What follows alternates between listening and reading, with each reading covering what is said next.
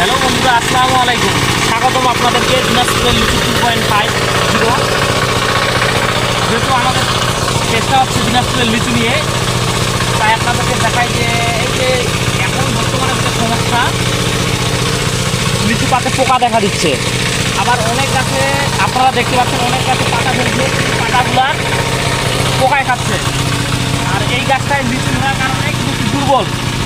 আর এখন যদি এই পাতাগুলো পোকায় খায় তাহলে কিন্তু গাছটা আরও কমজোরি করে বলবে। আর গাছটা যদি সবল না হয় তাহলে কিন্তু ফলন দিবে না। এই জন্য আমরা চেষ্টা করতেছি গাছগুলোকে, এই জন্য গাছগুলোতে আমরা এক্সরে দিচ্ছি যেন লিচু পাতাটা না খায়, যেটা নতুন পাত বের হচ্ছে সেটা যেন পোকায় না খায়। আর ওই পাতা যদি পোকায় না খায় তাহলে কোনো সমস্যা হবে না, গাছ এমনিতে ভরাট হয়ে যাবে। তাই আসুন আমরা আজকে বিষ এক্সরে দেওয়ার জন্য আসছি বাগানে, আপনাদেরকে দেখাই কীভাবে বিষ এক্সরে দিচ্ছি আমরা।